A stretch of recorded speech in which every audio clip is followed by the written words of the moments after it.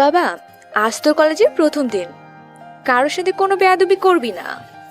আম্মু, যেখানে অন্যায় হবে সেখানে তো আমাকে কিছু বলতে না দিয়ে। ওই, কোনো কিছু করা লাগবে না, সোজা কলেজে যাবি আর সোজা বাসায় আসবি। আচ্ছা, দেখা যাবে বলে আমি কলেজে চলে আসলাম। ও সরি, আপনাদের তো আমার পরিচয় দেওয়া হলো না। আমি সিয়াম, মায়ের একমাত্র কলিজা। আমার বাসা কুষ্টিয়া। বড় আপু আছে, ও রাজশাহীতে পড়ে। আমারও বাইরে পড়ার ইচ্ছা ছিল, কিন্তু আম্মু আমাকে বাইরে ভর্তি করেনি। ইন্টারমিডিয়েটে বাইরে পড়েছিলাম। বাইরে থাকতে যদি কোনো রকম খারাপ কাজ বলতে অন্যায়ের প্রতিবাদ করতাম, যে যত বড়ই হোক না কেন। আর আব্বু আমাকে সবসময় সাপোর্ট করত। আমার আব্বু এই শহরের নামকরা পুলিশ কমিশনার রশিদ খান, কিন্তু আম্মু ভয় পেত। তার জন্যই আমাকে অনার্সে ভর্তি না করে বাসায় চলে আসতে বলে। আর এইখানে ডিগ্রিতে ভর্তি হয়েছি। আজ আমার কলেজের প্রথম দিন। যাক, অনেক পরিচয় দেওয়া হয়েছে, এখন সামনে কি হয় দেখতে থাকি। তারপরে আমি কলেজের দিকে রওনা দিলাম। কিছুক্ষণ পর কলেজে পৌঁছে গেলাম। কলেজেই ঢুকতেই পাশে থেকে মেয়েলি কণ্ঠে কে যেন ডাক দিল। এই ছেলে। জি, আমাকে বলছেন? তুই ছাড়া তো এখানে আর কেউ নেই। দেখে বুঝলাম এরা কলেজের সিনিয়র আপু। আর একটা মেয়ে সবার মাঝে বাইকের উপরে বসে আছে, শার্ট প্যান্ট হাতে, ব্রেসলেট, পায়ে জুতো, সবকিছু দিয়ে ছেলের মতো লাগছে। জি ভাইয়া, বলেন। ওই, আমাদের দেখে কি তোর ভাইয়া মনে হচ্ছে? তো আপনাদের দেখে কোন দিক দিয়ে মেয়ে মনে হচ্ছে? তোর সাহস তো কম নয়, আমার মুখে মুখে তর্ক করছিস। পাশে তাকিয়ে দেখলাম দুইটা ছেলে কান ধরে উঠবস করছে। ওই, তোমরা কোন বর্ষ? জি ভাইয়া, প্রথম বর্ষ। উঠে দাঁড়িয়ে থাকো, আর উঠবস করা লাগবে না। ধন্যবাদ ভাইয়া। ভাইয়া বলা লাগবে না, আমিও প্রথম বর্ষে। ওই, তোর তো সাহস কম নয়, তুই প্রথম বর্ষ হয়ে আমার সাথে এইভাবে কথা বলছিস। জানিস আমি কোন বর্ষ? না, আর জানার কোনো ইচ্ছাও নেই। উত্তর বাচ্চা, তোর সাহস তো কম নয়। বলার সাথে সাথে ঠাস করে পড়ে গেল। ও, সেটা আবার গালে না, ওই আপুর ঠোঁটে। ঠিক শুনেছেন, আমি ওনাকে চড় দেইনি, তাকে কিস করেছি। একে তো খারাপ কাজ করেছেন, তার উপরে আবার বাবা মাকে নিয়ে বাজে কথা বলছেন। আপনাদের মেয়ে বললে মেয়ে জাতিকে অপমান করা হবে, আর মেয়ে না হয়ে যদি ছেলে হতেন তাহলে এইখানে জবাব দিয়ে যেতাম।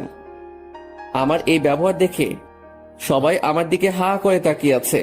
তুই আমাকে চিনিস না, তোকে আমি পরে দেখে নিব। পরে কেন, এখনই দেখে নিন। আর আমি সিয়াম, বাসা নাম্বার রোডে। নাম্বার আর কি বললেন? আমাকে পরে দেখে নিবেন, সেটা আপনাকে কষ্ট করা লাগবে না বলে ওই মেয়েটার হাতে ফোন ছিল। ফোন নিয়ে আমার একটা ছবি তুলে নিলাম আর আমার নাম্বার দিলাম। এই যে আমার ছবি আর আমার নাম্বার, যখন দরকার হবে তখনই আমার ছবিটা ভালো করে দেখে নিবেন আর ফোন দিবেন বলে ওইখান থেকে চলে আসলাম। ভাইয়া, আপনার তো অনেক সাহস, আপনি একদম উচিত জবাব দিয়েছেন। আবার ভাইয়া কেন? বললাম তো আমরা সেম ইয়ার। আমি রাসেল, আর ও হলো রকি। আমি সিয়াম। আচ্ছা, আজ থেকে আমার ফ্রেন্ডস। Okay friends. আচ্ছা, ওই মেয়েটাকে? ওই মেয়েটা কলেজের সিনিয়র আপু, ওর বাবা এই কলেজের প্রিন্সিপাল, এবার শেষ বর্ষের ছাত্রী। ও আচ্ছা, চলো ক্লাসে যাই। বন্ধুর মাঝে নো তুমি, অনলি তুই। আচ্ছা চলো। তারপর আমরা ক্লাসরুমে চলে গেলাম। এইদিকে মিমি ও তার বান্ধবীরা। ওই ছেলেটার সাহস তো কম নয়, জুনিয়র হয়ে তোকে কিস করলো। ওই কুত্তার বাচ্চাকে পরে দেখে নিব, ও আমাকে চেনে। ওকে বোঝাবো আমি কি জিনিস। দেখ, এসব এখন বাদ দে, আর ক্লাসে চল। রাখ তোর ক্লাস, মাথা পুরো আগুন হয়ে আছে। যা তাড়াতাড়ি সিগারেট নিয়ে আয়। মিমির বান্ধবী সিগারেট নিয়ে আসলো। এইদিকে আমি ক্লাসের সবার সাথে পরিচিত হলাম। রাসেল, রকি আর একটা মেয়ে বান্ধবী হলো, ওর নাম ফারহানা। ক্লাস শেষ করে বাইরে এসে বসে গল্প করছিলাম তাদের সাথে। তখন রাসেল বলে উঠলো, দেখ বন্ধু, পিছনে মিমি আসছে। আমি পিছনে তাকিয়ে দেখলাম মিমি আপু আমাদের কাছেই আসছে। ও কাছে এসেই, ওই ছোট লোকের বাচ্চা, তোর সাহস কি করে হয় আমাকে কিস করার? আমাকে কিছু বলতে দেওয়ার সুযোগ না দিয়েই ওর পিছন থেকে হকি স্টিক বের করে গায়ের সর্বশক্তি দিয়ে আমার মাথার উপরে বাড়ি দিল। সাথে সাথে আমার মাথা ফেটে রক্ত বের হতে লাগলো। রক্ত দেখে আমার মাথা গরম হয়ে গেল। আর কিছু না ভেবে সজোরে দিলাম এক চড়। মিমি চড় খেয়ে তাল সামলাতে না পেরে একটা গাছের সাথে ধাক্কা খেয়ে অজ্ঞান হয়ে গেল। আমার মাথা দিয়ে এখনো রক্ত বের হয়ে যাচ্ছে। এরপর কি হলো আর মনে নেই। চোখ খুলে দেখলাম আমি হাসপাতালে, আর আমার পাশে রাসেল, রকি, ফারহানা বসে আছে। আমার জ্ঞান ফেরা দেখে রাসেল বলল, কি বন্ধু, এখন কেমন লাগছে? ভালো। বন্ধু, কিছু মনে করিস না? তোর আব্বু আম্মুর নাম্বার না থাকায় তাদের কাছে ফোন দিতে পারি নাই। না বলে ভালো করেছিস, আর আমাকে এইখানে আনার জন্য ধন্যবাদ। আরে ধন্যবাদ কেন, বন্ধু তো বন্ধু বিপদে সাহায্য করবে, তাই না? আচ্ছা, মিমি আপুকে দেখলাম তখন অজ্ঞান হয়ে পড়ে গিয়েছিল। পাশে তাকিয়ে দেখ, তাহলেই বুঝবি। ফারহানার কথা শুনে পাশে তাকিয়ে দেখলাম আমার পাশের বেডে শুয়ে আছে। গাছের সাথে অনেক জোরে বাড়ি লাগার কারণে তার অনেক রক্ত বের হয়, তাই তাকে রক্ত দেওয়া হচ্ছে। এখনো জ্ঞান ফিরে নাই। ও, অনেক জোরে চটটা পড়ে গিয়েছিল রে। আচ্ছা থাক এখন সেসব কথা। তারপরে আমরা কথা বলছিলাম, তখন দেখলাম মিমি আপুর জ্ঞান ফিরল, আর আমাকে পাশের বেডে দেখে তার মাথা গরম হয়ে গেল। চিৎকার করতে লাগলো, আর তার হাত থেকে সুইটা খুলে ফেললো। তাতে আরো রক্ত বের হলো। ওই ছোট লোকের বাচ্চা এখানে কেন? আমি ওর সাথে এক রুমে থাকবো না। বলে লাফালাফি করছে। এতে মিমির হাতের রক্ত পুরা বেডে বেঁধে গেল। আমি ওর এমন দৃশ্য দেখে আর শুয়ে থাকতে পারলাম না। উঠে এসে মিমিকে ঠাস করে চর মেরে বললাম, ওই মেয়ে, সমস্যা কি আপনার? নিজেকে কি বিশ্বসুন্দরী ঐশ্বরিয়া ভাবেন? ইগোটা কমাবেন, আর কোনো কথা বলবেন না, চুপ করে থাকবেন। যদি এইবার চিৎকার করতে শুনি তাহলে এই সুই চোখের মধ্যে ঢুকিয়ে দেব। আমার কথা শুনে মিমি আর কোনো কথা বলল না। নার্স সব কিছু ঠিক করে দিল। আমিও আর ওইখানে না থেকে চলে আসলাম। বাসায় ঢুকতেই, এতক্ষণ কোথায় ছিলে? আর বাবা, তোর কি হয়েছে? তোর মাথায় ব্যান্ডেজ করা কেন? ওহ আম্মু, তুমি এত চিন্তা করো না তো, বেশি কিছু হয়নি, শুধু একটু কেটে গেছে। কিভাবে হলো? রাস্তা পার হতে গিয়ে সামান্য অ্যাক্সিডেন্ট হয়েছে। মিথ্যা বললাম, কারণ যদি সত্যি ঘটনা খুলে বলি তাহলে কাল থেকে আম্মু আর আমাকে কলেজে যেতে দিবে না। দেখে শুনে পার হবি তো। আম্মু এসব বাদ দাও তো, আর আমাকে খেতে দাও, অনেক ক্ষুধা লেগেছে। আচ্ছা, ফ্রেশ হয়ে নে। তারপরে ফ্রেশ হয়ে খেয়ে শুয়ে পড়লাম। মাথাটা একটু ব্যথা করছিল। শুয়ে থাকার কিছুক্ষণ পর ঘুম চলে আসলো। ঘুম ভাঙলো সকাল 8টায়। বাবা, এক ঘুমের সকাল। সকালে উঠে ফ্রেশ হয়ে কোনো রকম নাস্তার টেবিলে গেলাম। ওই, আজ দেখে শুনে রাস্তা পার হবি। ওকে আম্মু।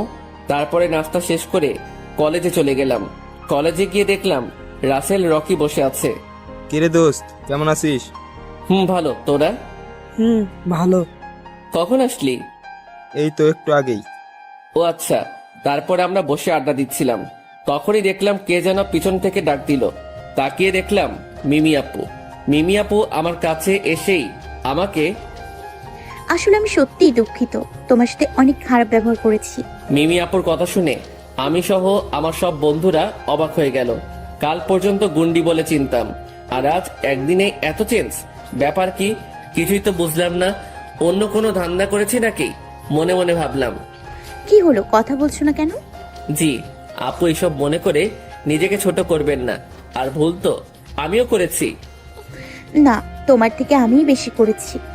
মিমি, মিমি বলে ডাকি, আপু বলতে কেমন লাগে? আচ্ছা আপু, এসব বাদ দিন এখন। আর তোমার নামটা যেন কি? জি আপু, আমার নাম সিয়াম। উফ, এত আপু আপু করছো কেন? আপনি আমার থেকে সিনিয়র তাই। তো কি হয়েছে, আজ থেকে আমার নাম ধরেই ডাকবে। কি বলছেন আপু এসব? আপনি তো আমার অনেক বড়। ওই, আমি বুড়ি হয়ে গেছি? না না, তাই নয়, আপনি দেখতে যথেষ্ট সুন্দরী। শোনো, আমি তোমার থেকে মাত্র 2 বছর বড়, তাই আজ থেকে আমাকে নাম ধরেই ডাকবে। ওকে আপু। আবারও আপু? সরি মিমি। মনে থাকে জানো। আর তোমার বাবা কি করে? একটা ছোটখাটো ব্যবসা করে। মিথ্যা বললাম, আসলে আব্বু পাওয়ার চলতে আমার ইচ্ছা করে না।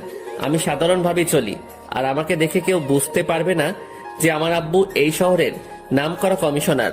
মিমির মুখের দিকে তাকিয়ে দেখলাম কেন একটু খুশি লাগলো ওর। যাক, তারপরে আরো কথা বলে বাসায় চলে আসলাম। এই ছিল মিমির আপু টুকু। মিমির সাথে পরিচয় হওয়া। মিমির একটু বর্ণনা দেই। মিমি দেখতে অনেক মায়াবী, লম্বা লম্বা চুল, ঠোঁটের নিচে একটা কালো তিল আছে। কলেজে যে কেউ দেখলে ক্রাশ খাবে, কিন্তু ওর এমন গুন্ডি আচরণ দেখে কেউ ভয়ে কিছু বলতে পারে না। সব সময় ছেলেদের মতো পোশাক পরে থাকে। যাক, তারপরে বাসায় এসে ফ্রেশ হয়ে ঘুমিয়ে গেলাম। ঘুম ভাঙলো ফোনের রিংটনে। ফোন ধরার সাথে সাথে, ওই শালা, তাড়াতাড়ি চলে আয়, আজ ফাইনাল খেলা আছে। বলে ফোন কেটে দিল। আমিও উঠে তাড়াতাড়ি ফ্রেশ হয়ে মাঠের দিকে রওনা হলাম। ও আপনাদের তো বলাই হলো না, তখন ফোন দিয়েছিল আমার ছোটবেলার একমাত্র কলেজের বন্ধু রনি। আমরা ক্লাস 10 পর্যন্ত একসাথে পড়েছিলাম। 10 পাশ করে দুইজন আলাদা হয়ে যাই। যাক, এইসব না বলে গল্পে ফিরি। মাঠে পৌঁছে দেখলাম আমার সব বন্ধুরা বসে আছে। রনি, মুন্না, নীল, রিয়াজ, সাকিব, সবুজ, আরো অনেকেই। ওই তুই জানতি না আজকে ফাইনাল খেলা? জানতাম, ঘুমিয়ে পড়েছিলাম তাই। আচ্ছা, আমরা আগে ব্যাটিং পেয়েছি, তুই আগে যা। এইমাত্র আসলাম, তুই যা, আমি পরে নামছি। না, তুই আগে যা। আচ্ছা যাচ্ছি, তবে আউট হয়ে গেলে দোষ দিবি না কিন্তু। আচ্ছা যা। আসলে আমার ক্রিকেট খেলা ভালো লাগে না, কিন্তু ওদের জোরাজোরিতে খেলতে হয়। তারপরে আমি নামলাম, প্রথম থেকে শেষ পর্যন্ত খেললাম। 189 রান করলাম আমরা মোট। তারপরে ওরা ব্যাটিং করলো, অনেক কষ্টে জিতলাম। তারপরে খেলা শেষ করে বাসায় চলে গেলাম। বাসায় ফ্রেশ হতেই আব্বুর ফোন আসলো। আব্বু বলো। কোথায় আছিস বাবা? বাসায় আছি। ও, কোনো দরকার আছে আব্বু? আসতে হবে? আসলে ভালো হতো। এই তো চলে এসেছি আমি। তবে সাবধান, তোর আব্বু যেন বুঝতে না পারে। ওকে, তুমি চিন্তা করো না বলে আমি ফোনটা রেখে দিলাম। কাপড় চেঞ্জ করে বাইরে যেতেই আম্মু বলে উঠলো, আর পরের বার যেন এত রাত না হয়। তারপরে আমি চলে আসলাম আব্বুর কাছে, পুলিশ স্টেশনে। আব্বু বলো। এইমাত্র একটি লোককে ছেড়ে দেওয়া হলো। এখানে তার সবকিছু দেয়া আছে, তুই তাকে ফলো করে যাবি, আর কোথায় যায় কি করে এভরিথিং সবকিছু দেখবি। Okay sir. স্যার? ডিউটির সময় স্যার। তারপরে আব্বুর কথা মতো ওই লোকটিকে ফলো করতে লাগলাম। আপনারা হয়তো আমার কথা কিছুই বুঝতে পারছেন না। আচ্ছা চলুন ভালোভাবে বুঝিয়ে বলি। আসলে আমার ছোটবেলা থেকে ইচ্ছা যে আমি কোনো সিক্রেট কাজ করব, মানে গোয়েন্দা। কিন্তু আমার আম্মু ভয়ে আমাকে এর মধ্যে ঢুকতে দেয় না। তবে আব্বু সবসময় সাপোর্ট করে। 6 আগে এই গোয়েন্দা বিভাগের মধ্যে আসি, আর এই বিষয়ের জন্য বাইরে থেকে 2 বছর ট্রেনিং নেওয়া আছে। আপনারা হয়তো ভাবছেন এই 2 বছর সময় কখন পেলাম। আমি আগেই বলেছি, আমি 2 বছর বাইরে থেকে লেখাপড়া করে এসেছি। লেখাপড়ার পাশাপাশি এই ট্রেনিং শেষ করেছি। আমার উদ্দেশ্য ছিল এইটা, কিন্তু পড়াশোনাও লক্ষ্য ছিল, তাই দুইটাই করেছি। বিষয়টা শুধু আব্বুই জানে। যাক, এইসব কথা না বলে গল্পে ফিরি। তারপরে আমি সেই লোকটিকে ফলো করে যাচ্ছি। এইটা প্রথম নয়, এর আগেও কয়েকটা সিক্রেট কাজ করেছি। লোকটি একটা পুরনো বাড়ির মধ্যে ঢুকে গেল, আমিও ভিতরে গেলাম। বেশি দূরে না যেয়ে কি চলছে ভিতরে সেটা শোনার জন্য। বস, আমাকে পুলিশ কমিশনার ছেড়ে দিয়েছে। ও কিছু বুঝতে পারেনি তো? না, আমার ওপরে অনেক টর্চার করেছেন, তবুও বলি নাই। সাব্বাস। একটা কথা সব সময় মনে রাখবি, আমাদের লক্ষ্য পৌঁছাতে হবে, না হলে আমাদের বস আমাদেরকে সবাইকে মেরে ফেলবে। ওর কথা শুনে বুঝলাম আরো বড় মাথা আছে। এরা সব চেনাপটি, এদের দিয়ে কিছু হবে না। তবে তাদের কি লক্ষ্য সেটা আগে জানতে হবে। তারপর আমি পিছন থেকে পিস্তলটা বের করে ওদের বসের মাথায় ঠেকিয়ে বললাম, তোরা যতই প্ল্যান করিস না কেন, তোরা কখনো সাকসেস হতে পারবি না। আজ আমাদের শেষ করবি, কাল আবার নতুন কেউ আসবে, আমাদের উদ্দেশ্য চলেই যাবে, এই দেশ শেষ হবেই। এটা দেখে মাথা গরম হয়ে গেল। ওর সামনে আরো 2 জন দাঁড়িয়ে ছিল। ওরা 2 জন যেই পালাতে গেল, তখনই আমি পিস্তলের ট্রিগার চেপে দিলাম। সাথে সাথে ওই 2 জন মাটিতে পড়ে গেল। ওদের দিকে মনোযোগ থাকাতে ওদের বস ওর পকেট থেকে পিস্তল বের করে একা একাই গুলি করলো। ও শিট, আজ প্ল্যান শেষ হয়ে গেল। এখন বুঝবো কি করে যে দেশে কি হতে চলেছে। তারপরে ওইখান থেকে চলে গেলাম থানায়। কি হয়েছে, খোঁজ পেয়েছো? জি না, তবে এইটা বুঝতে পেরেছি কিছুদিনের মধ্যেই দেশে অনেক বড় বিপদ হয়ে উঠবে। ও মাই গড, তবে এখন কি হবে? এত চিন্তা করা লাগবে না। এই কাজের দায়িত্ব যখন আমি নিয়েছি, তখন আমি শেষ করব। Best of luck. আর তোমরা যা যা লাগবে সেগুলো নিতে পারো।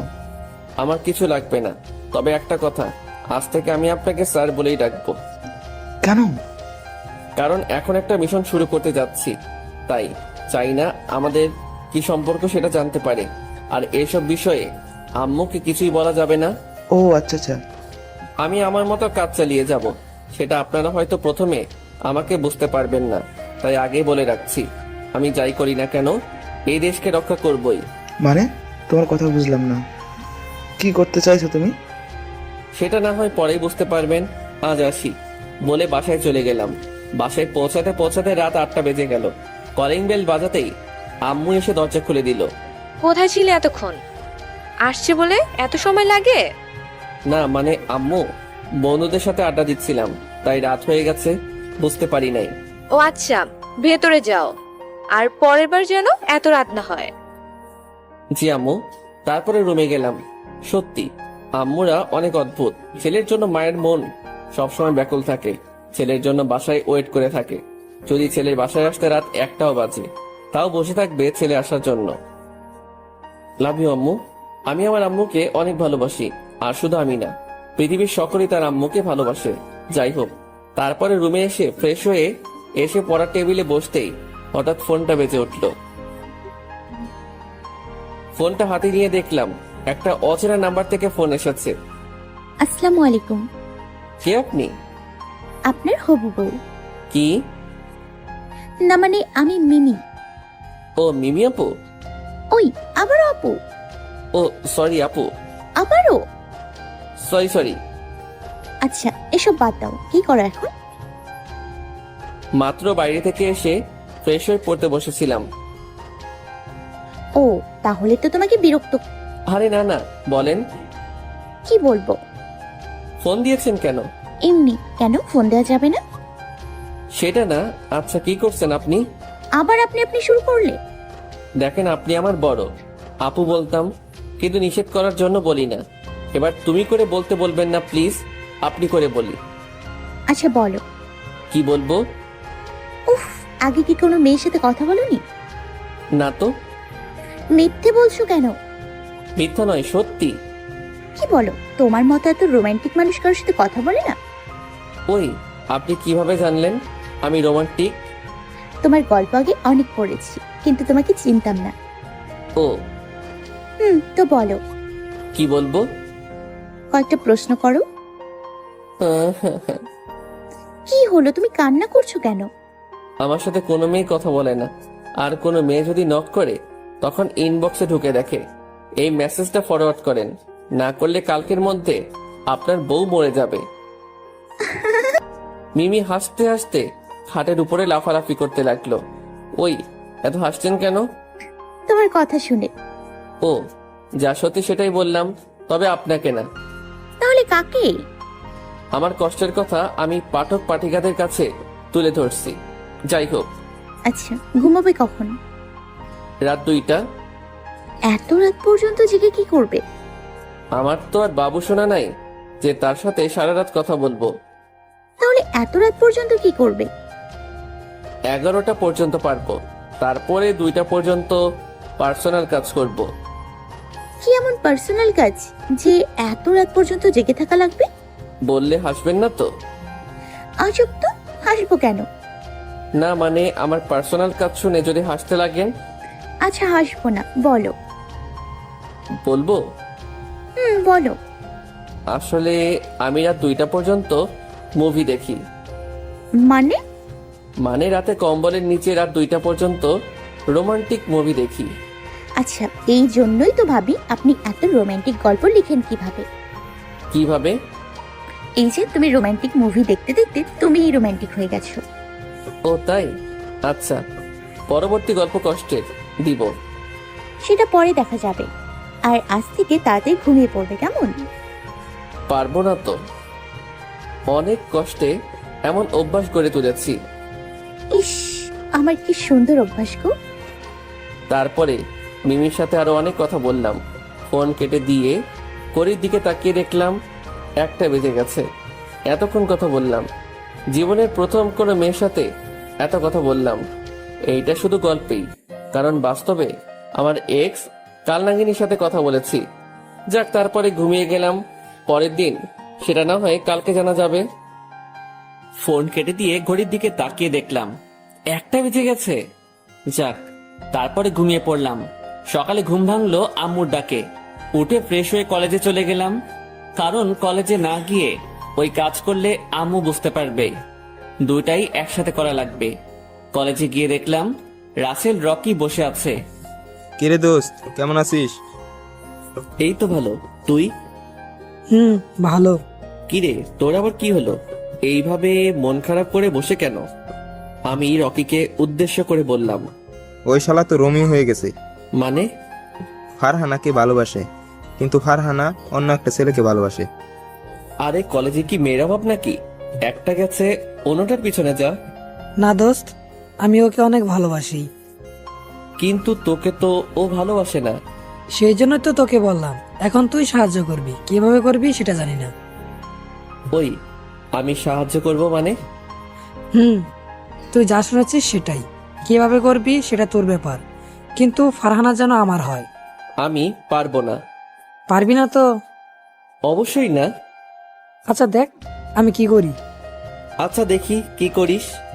তারপরে রকি সবাইকে উদ্দেশ্য করে বলল, একটা ছেলে কথা আপনাদের কাছে বলি। একটা ছেলে যে ডিগ্রি প্রথম বর্ষে পড়ে, আর একটা মেয়ে শেষ বর্ষে পড়ে। তাদের প্রথম ঝগড়া দিয়ে শুরু হয়, পরে কিসিং, কেয়ারিং, আর এখন তাদের মধ্যে প্রেম চলছে। জুনিয়র সিনিয়রের প্রেম চলছে। তাদের নাম শুনবেন না? হুম। রকির কথা শুনে বুঝতে পারলাম ওই শালা আমার কথাই বলছে, তাই ওকে কিছু বলতে না দিয়ে বসিয়ে দিলাম। ওই শালা চুপ। আগে তুই বল, সাহায্য করবি? আচ্ছা আচ্ছা করব। ওকে বন্ধু। রাখ তোর বন্ধু। আচ্ছা বল, কখন বলবি? কালকে। কেন আজ বলবি না? শালা তোর মতো রোমিং না যে কি বলবো সেটা এখনই বলতে পারবো। রাতে ভেবে কালকে বলবো। রাজি হলে ভালো, আর না হইলে যা। আচ্ছা আচ্ছা তাই হবে। তারপরে ক্লাসে গেলাম। বাইরে গেলাম, দোস্ত আর ক্লাস করব না, একটু কাজ আছে। ও আচ্ছা, যা। আর আমার কথাটা মনে রাখিস। হুম হুম ভাই, থাকবে। তারপরে চলে আসলাম। কলেজের গেটের সামনে যেতেই দেখলাম মিমি আপু দাঁড়িয়ে আছে। আমি তাকে না দেখার ভান করে পাশ দিয়ে বাইক নিয়ে চলে যেতে লাগলাম, কিন্তু সেটা আর ওর চোখে আড়াল হলো না, কারণ সে আমার জন্যই দাঁড়িয়ে আছে। ওই দাঁড়ো দাঁড়ো। জি বলেন। বলবো মানে, সেই কখন থেকে দাঁড়িয়ে আছি তোমার সাথে যাবো বলে, আর তুমি আমাকে না নিয়েই চলে যাচ্ছ। কোথায় যাবেন? বাসায় যাব। নিয়ে যেতে পারি একটা শর্তে। কি শর্ত? আপনি এই পোশাক আর পরবেন না। কাল থেকে বোরখা হিজাব পরে কলেজে আসবেন। কেন? আমি এগুলো পরে আসলে তোমার কি? না মানে এইগুলো করে আসলে আপনাকে ভালো লাগে না। আচ্ছা এসব বাদ দিয়ে চলো। তারপরে মিমি বাইকে উঠে একবারে আমার সাথে মিশে বসলো। আপু। ওই কি বললে? না মানে বলছিলাম আপনি পিছনে একটু এগিয়ে বসেন। কেন? না মানে আমার কেমন যেন লাগছে। নিজেকে কন্ট্রোল করতে পারবে না তার জন্য বলছো, তাই তো? থাক, আর এত অবাক হওয়া লাগবে না, চলো। তারপরে বাইক চালাতে লাগলাম। মিমি আস্তে আস্তে আমার আরো অনেক কাছে চলে আসলো। এত কাছে আসলো যে তার গরম নিঃশ্বাস আমার ঘাড়ে পড়ছে। ইস, আমার সারা শরীর যেন কেঁপে উঠলো। একটা অনুভূতি কাজ করছিল, সেটা কাল পর্যন্ত আমার মাঝে ছিলই না। যাক, তারপরে আর বেশি চিন্তা করতে গেলে অ্যাক্সিডেন্ট করে ফেলবো। তারপরে মিমি আপুকে নামিয়ে দিয়ে এসে চললাম আমার উদ্দেশ্যে। কোথায় তুমি? আর কোনো কিছু খবর পেয়েছো? না ভাইয়া, তেমন কিছু পাইনি। এই কয়েকদিন কিছু অদ্ভুত ব্যাপার লক্ষ্য করছি। আচ্ছা, তুমি এখানে আসো বলে আমি ফোনটা কেটে দিলাম। ও হচ্ছে রাজ, ওর সাথে 2 বছর গোয়েন্দা বিভাগে একসাথে ট্রেনিং করেছিলাম।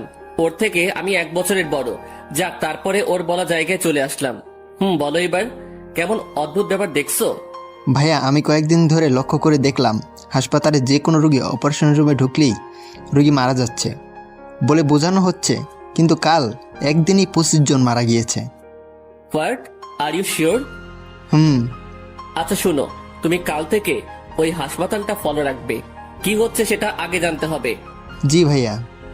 তবে সাবধান, কেউ যেন বুঝতে না পারে যে তুমি তাদেরকে ফলো করেছো। ওকে ভাইয়া। তারপর আমি বাসায় চলে আসলাম। বাসায় এসে ফ্রেশ হয়ে রুমে গেলাম। বিকেলে বাইরে বের হলাম না। রাতে রুমে বসেছিলাম। বসে থাকতে ভালো লাগছিল না, তাই মিমির কাছে ফোন দিলাম। একবার রিং বাজতেই সাথে সাথে ধরে ফেললো। মনে হয় ও অপেক্ষায় করে আছে। এই যে মিস্টার, কি ব্যাপার? আজ আপনি আমাকে ফোন দিলেন? না মানে একা একা বসে বোর হচ্ছিলাম, তাই ফোন দিলাম।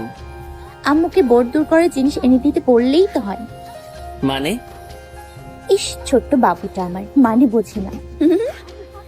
কি বলছেন এইসব? বলছি যে তোমার আম্মুকে বলো তোমার বিয়ে দিতে, তাহলে আর বোর হবে না। আমার মতো এত বাচ্চা শিশুকে কে মেয়ে দিবে? কি তুমি বাচ্চা? আজ বিয়ে দিলে কাল 11 ছেলের বাবা হয়ে যাবে। আমার এত এনার্জি নেই, এক রাতেই 11 ছেলের বাবা হয়ে যাব। হাসির কি হলো? কিছু না, তুমি জানো যে তুমি অনেক সুন্দর করে কথা বলতে পারো? কই সুন্দর করে কথা বলি? বলো তো, যে কোনো মেয়ে প্রেমে পড়ে যাবে। যদি পড়তো তাহলে হুদাই আমাকে কষ্ট করে একা থাকা লাগতো না, জীবনেও তো কোনো মেয়ে নক করবে না। আর যদিও করে তাহলে কারো SMS ফরওয়ার্ড করবে। সামনে 2021 সাল আসছে, এখন তো পাগল করে দিবে। বলছি, কেউ নতুন বছরের শুভেচ্ছা জানাবেন না?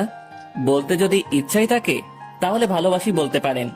যাক, আপনাদের সাথে না বকে গল্পে ফিরি। কই কেউ তো পড়ছে না? আশেপাশে ভালো করে খুঁজে নেবে, তাহলেই পাবে। ও ধন্যবাদ, মিমিকে রাগানোর জন্য বললাম। যদিও আমাকে পছন্দ করে তাহলে ও রেগে যাবে। এই যে আপনি এত সুন্দর একটা আইডিয়া দিলেন, তবে একটা মেয়ে আছে, আগে থেকে বোঝাতে হবে। ওই কোন মেয়ে? আমার এইখানেই পাশের বাসার মেয়ে। ও এবার ইন্টার দ্বিতীয় বর্ষে পড়ে, দেখতেও অনেক কিউট। কিউট না ছাই? ধুর। আপনি তো আইডিয়া দিলেন। আমি বলেছি আশেপাশে মানে একেবারে পাশে না, উফ, একটু দূরে, যার সাথে তোমার পরিচয় আছে। ও এমন মেয়ে আছে তো? তাকেই বলো। ওর নাম ফারহানা, আমার সাথেই পড়ে। ওর বাসাও দূরে, আবার ভালো মিল আছে। দূর, ওর সাথেই কথা বল। বলে ফোন কেটে দিল। আমি জানি ও রাগ করে ফোন কেটে দিয়েছে, কাল কলেজে গিয়ে কথা হবে, তাই আর ফোন দিলাম না। রাতে খাওয়া দাওয়া শেষ করে ঘুমাতে যাব, তখনই ফোনটা বেজে উঠলো। ফোন হাতে নিয়ে দেখলাম রাজ ফোন দিয়েছে। রাজ বলো। ভাইয়া, ওই হাসপাতালে একটা সিকিউরিটি গার্ড নেবে মর্গ দেখাশোনা করার জন্য। আপনি বললে আমি ওইখানে নিযুক্ত হতে চাই। তোমার সমস্যা হবে না তো? না ভাইয়া। আচ্ছা, হয়ে যাও, আর সব ইনফরমেশন গুলো আমাকে জানাবে। ওকে ভাইয়া। তারপরে ফোনটা কেটে দিলাম। রাতে শুয়ে শুয়ে মিমির কথা ভাবছিলাম। ও তখন রেগে ফোনটা কেটে দিল কেন? তাহলে কি মিমিও আমাকে পছন্দ করে? কিন্তু ও তো আমার 2 বছরের সিনিয়র। আমাদের সমাজ তো এইটা কখনোই মেনে নিবে না। আমিও এই কয়দিনে ওকে পছন্দ করে ফেলেছি, কিন্তু ওই একটাই ভয় আমার মনের মধ্যে চলছে। আচ্ছা, এইসব পরে ভাবা যাবেনি বলে ঘুমিয়ে পড়লাম। পরের দিন ঘুম থেকে উঠে কলেজে চলে গেলাম। কলেজে গিয়ে দেখলাম শালা রকি বসে আছে গেটের সামনে। এখন যে কি করি? কালকে ওকে বলেছিলাম যে আজ বলবো, কিন্তু কি বলবো? কাল রাতে মনে করেছিলাম মিমির কাছে থেকে জেনে নিব, কিন্তু সেও তো রাগ করে ফোনটা কেটে দিয়েছিল। কি যে করব এখন? ওকে না দেখার ভান করে পাশ কেটে চলে যেতে লাগলাম। হঠাৎ পিছনে থেকে কে যেন আমার ঘাড়ে হাত দিল। কোথায় যাচ্ছ ভাইয়া? কালকের কথা মনে নেই? আরে রকি, তুই কখন আসলি? ভাই, তুই বাংলা সিনেমায় চান্স পেয়ে যাবি। মানে? এত সুন্দর অভিনয় তো শাকিব খানও করতে পারে না। শালা, আমাকে না দেখার বান করে চলে যাচ্ছ, তাই না? আরে না, তোকে দেখতে পাইনি। এই 5 ফুট গেটের সামনে 6 ফুট মানুষ দাঁড়িয়ে আছে, আর তুই কিনা বলছিস তাকে দেখতে পাচ্ছিস না? সত্যি বলছি ভাই। থাক এইসব কথা, বাদ দে। আর আজকে যেভাবেই হোক ফারহানাকে তুই রাজি করাবি। না মানে হয়েছে কি ভাই? ওই, তোর কোনো কথাই শুনতে চাই না। ওই তো ফারহানা আসছে, যা ওর কাছে, বলে এক ধাক্কা দিয়ে ওকে পাঠিয়ে দিলাম। আরে সিয়াম, কেমন আছিস? ভালো, তুই? ভালো। এ কি, তোর হাত পা কাঁপছে কেন? কিছু বলবি নাকি? না মানে হ্যাঁ। আচ্ছা বল। ভালো বা আমাকে কিছু বলতে না দিয়ে? সরি দোস্ত, আমার বয়ফ্রেন্ড আছে। তোর আমার কথা না শুনে আগে কথা আটকিয়ে দিলি। যা, তোকে শোনা লাগবে না বলে আমি চলে আসতে যাচ্ছিলাম, তখনই পিছন থেকে ফারহানা বলে উঠলো, সরি। আচ্ছা বল এবার। তোকে যেদিন প্রথম দেখেছিল সেদিন থেকে একটা ছেলে তোকে অনেক ভালোবেসে ফেলেছে, কিন্তু ভয়ে বলতে পারিনি। কিন্তু যেদিন তোকে বলতে যাবে সেই দিন ও জানতে পেরেছে তোর বয়ফ্রেন্ড আছে। সেদিন থেকে ও পাগলের মতো হয়ে গেছে। একটা অদ্ভুত ব্যাপার কি জানিস? কি? তোকে পছন্দ করার আগেই ও ওর আম্মুকে বলেছিল। ওর আম্মুই ওকে প্রপোজ করতে বলেছিল সেই দিন, কিন্তু আর হলো না। ওর আম্মু তোকে পছন্দ করেছিল। এর মানে বুঝতে পারছিস? তুই কখনোই ঠকবি না ওই ছেলেকে ভালোবাসলে। ছেলেটি কে? সেটা জেনে কি করবি? তুই তো আর ওকে ভালোবাসিস না। তবে তুই খুব ভুল করলি। মনে করে রাখিস, তোর ভাগ্যটা তুই নষ্ট করবি প্লিজ, ছেলেটির নাম কি বল? না। তবে রাতে যদি সেই পাগল ছেলেটার কথা ভাবতে থাকিস, তোর ঘুম হচ্ছে না, কাল কলেজে এসে বলবি। তাহলে আমি নাম বলবো। বলে ফারহানা কথা বলার সময় না দিয়ে চলে আসলাম। শুধু ফারহানা কেন, এমন কথা যে কোনো মেয়েকে বললে তার কথা 100% ভাববেই। তারপরে আমি রকির সামনে গেলাম। কিরে, ও রাজি হয়েছে? কিছুই বলি নাই। ধুর, জানি তোর দ্বারা কাজ হবে না। আরে শালা, ফোন খারাপ করা লাগবে না, একটু ওয়েট কর, তাহলে ওই এসে তোকেই প্রপোজ করবে। সত্যি দোস্ত? হুম। দোস্ত, একটা ব্যাপার বুঝলাম না। কি? তুই যখন ওর কাছে গেলি তখন থেকে একটা বোরকা পরা মেয়ে তোর দিকে তাকিয়েছিল, আর এখনো আছে। কো? ওই যে ওই পাশে। ও আচ্ছা। তারপরে আমি ওই মেয়ের সামনে গেলাম। ওই মেয়ে, কি সমস্যা? বলতে দেরি, ঠাস করে চড় দিতে দেরি নাই। মারলেন কেন? এবার কলেজ পুরো অবাক করে দিয়ে ওই মেয়েটা আমাকে কিস করতে লাগলো। পুরো কলেজের ছাত্রছাত্রী আমাদের এই সিনেমা দেখছে আর মজা নিচ্ছে। ওই মেয়েটা আমাকে এমন ভাবে ধরে আছে যে আমার একটু নড়াচড়া করার ক্ষমতা নেই। একটা অদ্ভুত ব্যাপার হচ্ছে, মেয়েটা হিজাব পরে আছে, তো আমাকে কিস করছে কোন দিক দিয়ে? শুধু ঠোঁট দুটো দেখা যাচ্ছে। 5 মিনিট পর ছাড়লো। ওই মেয়ে, কে আপনি? আর আপনার সাহস তো কম নয়। ওয়েট, বলে মেয়েটা হিজাবটা খুলে ফেললো। হিজাব খোলার সাথে সাথে অবাক হয়ে গেলাম, কারণ এটা মিমি আপু। আপু, আপনি? আবারও আপনি? সরি, কিন্তু এগুলো কি? কোনগুলো? কোনগুলো মানে? সবার সামনে আমাকে এইভাবে কিস করার মানে কি? আচ্ছা ওয়েট, হে অল স্টুডেন্টস, সকলের উদ্দেশ্যে বলছি, এইটা আমার বয়ফ্রেন্ড। মেয়েদের একটু বেশি বলছি, যদি কোনো মেয়ে আমার বয়ফ্রেন্ডের কাছে আসার চেষ্টা করে তাহলে তার কি হবে বুঝতেই পারছো। কি বলছেন এসব? যেটা সত্যি সেটাই বলেছি। আমার মনে তো লাড্ডু ফুটছে, কিন্তু মিমিকে বুঝতে দেওয়া যাবে না। সেটা কিভাবে সম্ভব? আপনি আমার থেকে 2 বছরের সিনিয়র। বিয়ে করার সময় ছেলের বয়স 35 আর মেয়ের বয়স হয় 15, তাদেরকেও নিষেধ করে না, তাহলে আমাদের মাত্র 2 বছরের কি যায় আসে? কিন্তু আমাকে কিছু বলতে না দিয়ে মিমি আবারও আমাকে কিস করতে লাগলো। আল্লাহ গো, কি হচ্ছে এটা? তোমার কোনো উত্তর লাগবে না, আমি যা বলবো সেটাই হবে। থাক, আমার তো ভালোই লাগছে। বলে মিমি হন হন করে হেঁটে চলে গেল। আম্মা, লিপস্টিক খেতে কেমন লাগলো? আরে পাগল, ওইটা লিপস্টিক নয়, ওইটা মিষ্টি। টেস্ট কেমন লাগলো? ওই শালা, তোকে কি সেটা বলতে হবে? আরে ভাই বল না। বেশি কথা না বলে বসে থাক, আর বেশি জানার আগ্রহ থাকলে ফারহানার কাছে যা। যাবো, সময় হলে আমিও যাব, আর তোর সামনে দেখিয়েও দিব। আচ্ছা, দেখা যাবে নি। রাসেল কো, কলেজে আসবে না? না, ওর নানির বাসায় বেড়াতে গিয়েছে। শালা বেড়াতে গেছে, অথচ আমাকে বলে যায়নি। আগে আয়, পরে মজা বোঝাবো। আচ্ছা, ক্লাসে চল। তারপরে ক্লাসে চলে আসলাম। ক্লাস শেষ করে বাইরে বসেছিলাম, তখন আমার কাছে মিমি আসলো। ওই, তোমার ক্লাস আছে? আছে একটা। কেন? রাখো ক্লাস, চলো। কোথায়? বেড়াতে যাব। কিন্তু আমার তো ক্লাস আছে। চলো তো। আমার হাত ধরে টেনে বাইকের সামনে নিয়ে গেল। তারপরে আর কি, কোনো কথা না বাড়িয়ে বাইক চালাতে লাগলাম। কিন্তু কালকের থেকে আজ আমার অনেক কাছে এসে আমাকে জড়িয়ে ধরে আছে। আজ যেন কেমন কেমন লাগছে। একটু দূরে থাকেন প্লিজ। কেন, কষ্ট হচ্ছে বুঝি? মনে করেন সেটাই। আচ্ছা চলো তো, কিছুক্ষণ পর সব কষ্ট পুষিয়ে দিব। মানে? উফ, এত মানে করছো কেন? আগে চলো। কোথায় যাব? যেদিক দিয়ে যেতে বলবো সেদিক দিয়ে যেতে থাকবে। জি। তারপরে মিমির কথা মতো যেতে লাগলাম।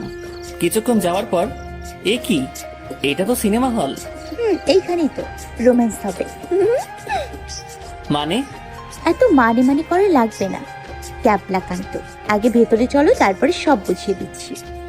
তারপরে মিমির কথা মতো সিনেমা হলে ঢুকলাম। মিমি টিকিট কেটে এক কর্নারে দুজনে বসলাম। আমি বসতেই মিমি আমার কোলের উপরে বসে পড়ল। এ কি, আপনি আমার উপরে বসছেন কেন? পাশে তো সিট আছেই।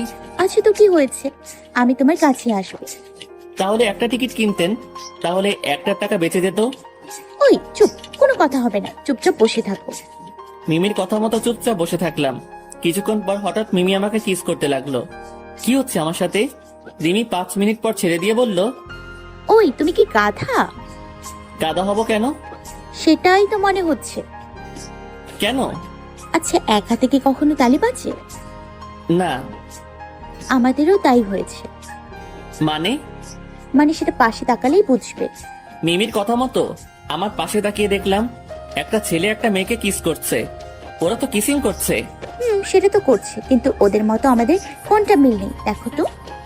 আমি ভালোভাবে দেখে বললাম, কই, সবই তো ঠিক আছে। এই জন্যই তো তোমাকে গাধা বলি।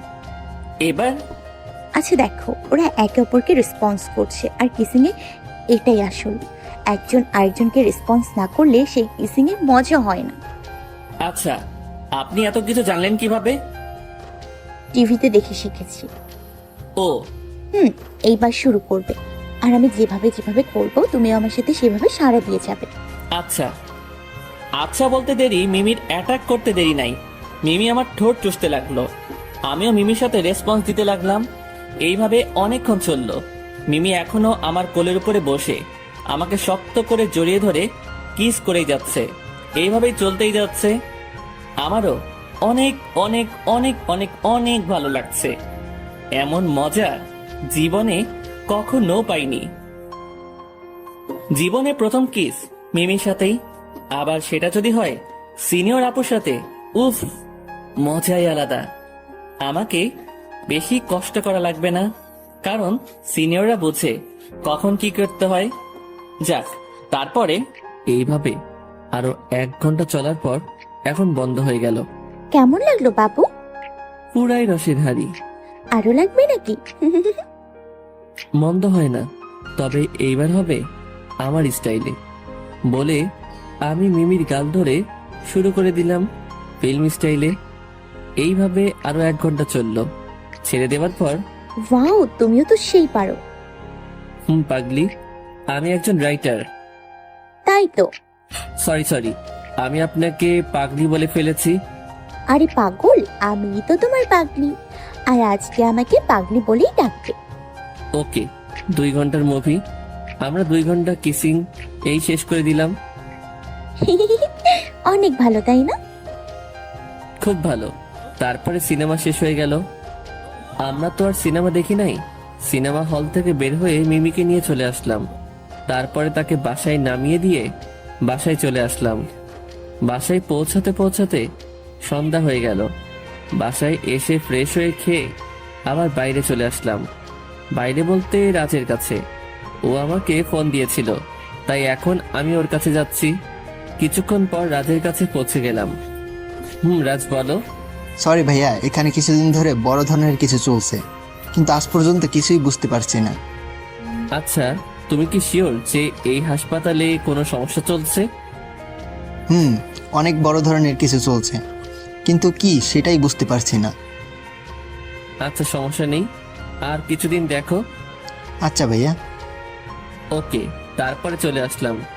বাসায় পৌঁছতে বেশ রাত হয়ে গেল। বাসায় গিয়ে দেখলাম আব্বু আম্মু বসে আছে। কোথায় ছিলে এতক্ষণ? একটু কাজ ছিল। কি কাজ শুনি? আসলে ওই তো লেখাপড়ার পাশাপাশি আউটসোর্সিং এর কাজ চলছে। তাই তোমাকে ভয়ে বলতে পারি না। এই কথা, ভয়ের কি আছে? এমনি আম্মু। কিন্তু তোর তো ল্যাপটপ নেই। আম্মু, আব্বুকে ল্যাপটপ কিনে দিতে বলেছি, কিন্তু আব্বু দিচ্ছে না। কেন দিচ্ছে না? জানি না। ওই, সিয়ামকে ল্যাপটপ কিনে দিচ্ছ না কেন? না মানে। কোনো মানে নয়, কাল যেন কিনে দেয়া হয়। আচ্ছা। আমি তো মনে মনে সেই খুশি, এতদিন পর ইচ্ছা পূরণ হচ্ছে। সুযোগের সদ্ব্যবহার করে নিলি। কি বললে? কাউকে কিছু না তো। আব্বু আমার আম্মুকে দেখে সেইরকম ভয় পায়। থ্যাঙ্কস আম্মু। তারপরে রুমে চলে গেলাম। রাতে খাওয়া দাওয়া শেষ করে কম্বলের মধ্যে ঢুকে মুভি দেখছিলাম। রাত 1টা ছুঁই ছুঁই। হঠাৎ ফোনটা বেজে উঠল। দেখলাম মিমি ফোন করেছে। এই রে, এখন যদি ফোন ধরে বলি আমি মুভি দেখছি, তাহলে আমাকে শেষ করে দিবে। প্রথমবার ফোন ধরলাম না, পরের বার ফোন ধরলাম। বলেন। কি করছিলে তুমি? ঘুমাচ্ছিলাম তো। মিথ্যে বলবে না, সত্যি করে বলো। না মানে হয়েছে কি? থাক, আর বলা লাগবে না।